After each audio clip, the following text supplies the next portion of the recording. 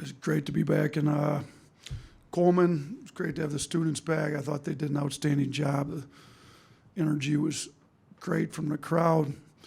Hopefully we can continue to play well and give them a good reason they keep turning out, because that energy we needed. So obviously it wasn't a good start. You know, South Carolina's a confident team that's been winning. You know, I think Miles Studi had made the comment the SEC wasn't ready for South Carolina, which we made sure we played for our guys. We made the point we've been the team that's been winning the SEC here lately, not South Carolina. But they were confident. Like, they came in ready to play. Their coach done a great job. Paris, good coach, and they got us out of the gate. I didn't think we were ready to play. We had 4 turnovers our first 5 possessions. They scored 13 quick ones on us. After we got settled in, you know, we did a really good job the rest of the first half. We did a great job. We had multiple 4-minute battles between media timeouts where they didn't score a point in the second half. So that's the defense we're looking for moving forward. I did think they got a little tired. They're used to playing so slow when we ran them up and down a little bit. They had some guys that were gassed. Our guys said it. You know, they tried to call some timeouts to stem the tide a little bit, but our guys said that, you know, they're tired, they're ready to crack. Like, let's crack them. I thought we did a good job. You know, in the past, coaches would call the timeout after we've gone on a run, and they go on a run. We didn't do that tonight. Thought they called timeout. We come out of the timeout, got stops, and kept the momentum going our way. So, big conference win. Needed to go 2-0. We got a big one on the road at Mississippi State Saturday. They're going to be tough too. Yeah, what would your team be without Mark Sears? Not nearly as good as we are.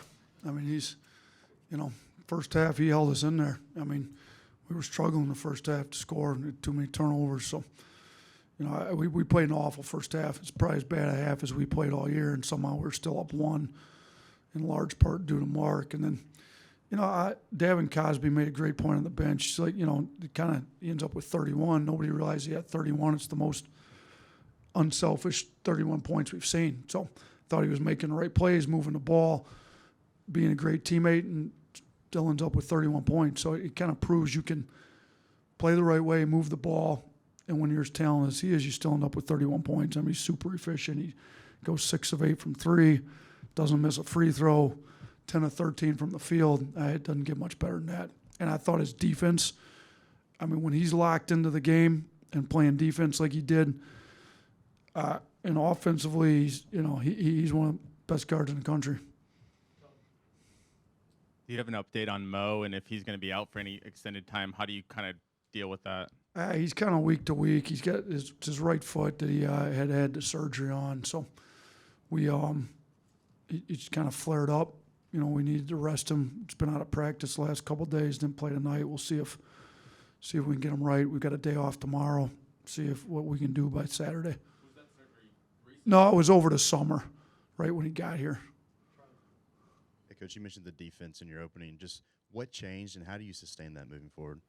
Yeah, I thought our energy changed in the second half. You know, how do we sustain it? I think it's a lot more fun to play that way. So hopefully the guys want to sustain their energy. You know, we went to a little bit more switching.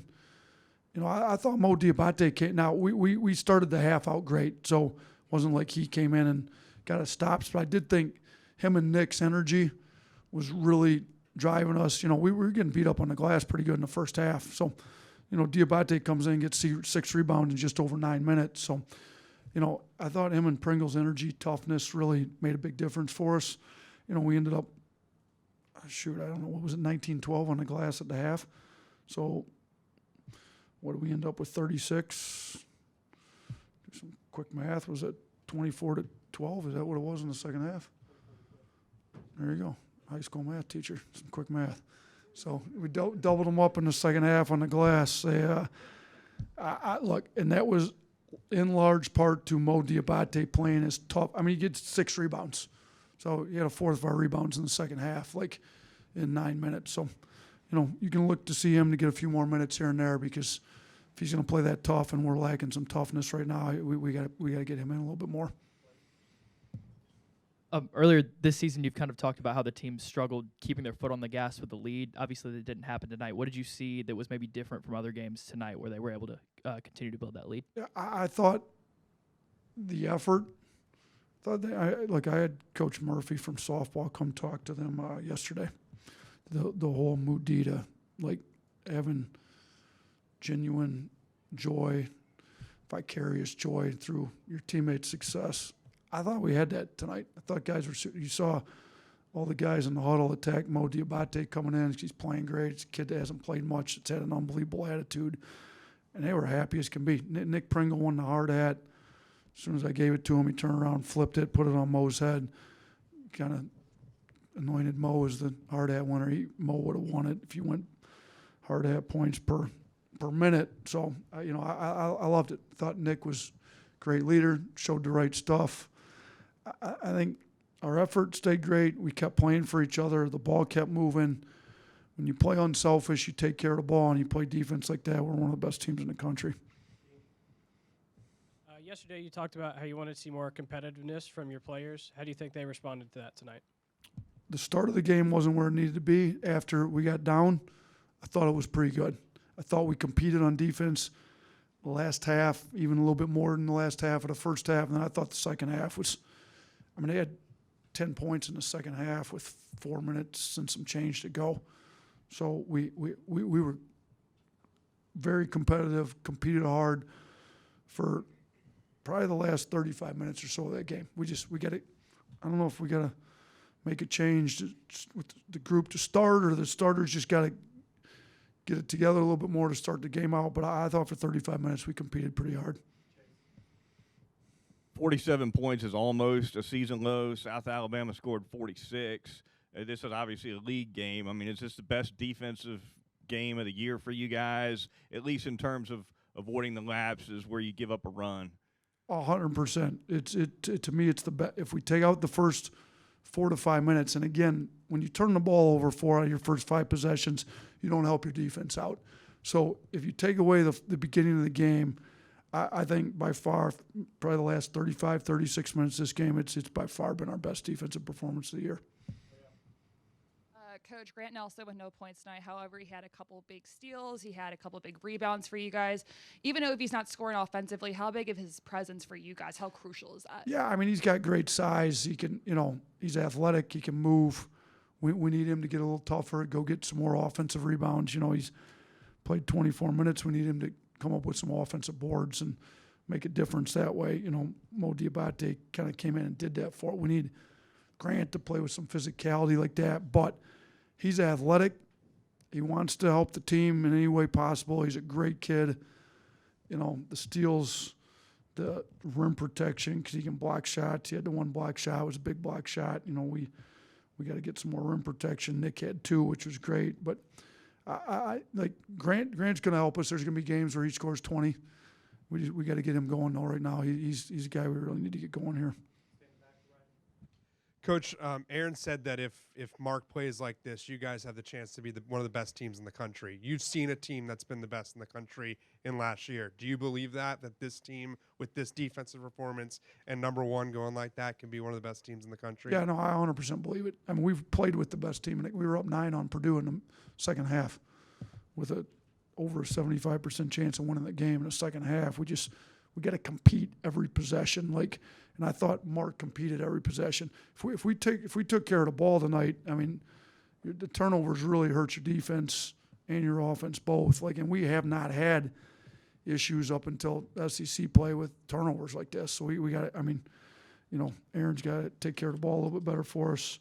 Ryland's got to take care of it. So, some of our better players got to do a little bit better job taking care of the ball. But if we take care of the ball on offense and we can guard like we did for the last 36 minutes of this game, I do believe we're one of the best teams in the country. And we haven't gotten a quality win. I think we're still at 0 quad 1 wins. But we've played with Purdue, number 1 in the country. Arizona's been number 1 in the country. We're up on them, where they had to call a timeout in the second half. We've been up on Creighton in the second half, at least 6. They're one of the better teams in the country. Clemson, we got to close those games. You know, if we have those 4 wins, which we don't, we'd be talking a whole different deal. But we've been up on them and felt like we should have won the games, could have won the games, and we got to do a better job close it. And Mark was talking about it in the half. Like our last 12 minutes of our games have not been good. We hit the under 12 media timeout, and the under 12, like he did a great job being a leader, talking about it. We got to get stops, and I thought we did a pretty good job at that under 12 and under 8 media timeout. Yeah, Coach Lamont Paris said he believed that double technical was instigated by your bench. Were you given an explanation for that call there in the second half? They said that our guys were kind of talking. I mean, there's a lot of talking. They that run they came out of the game 13. Their guys were yelling at our bench for whatever reason, I don't know. I mean, they made the statement the SEC isn't ready for them. I guess we'll see if the SEC is ready for them. This SEC team was ready for them. So they were talking an awful lot during the game. I don't condone us talking to the other team off the bench, but I heard what their guys were saying right out of the gate. So that quick 13-point run at the beginning of the game didn't last very long.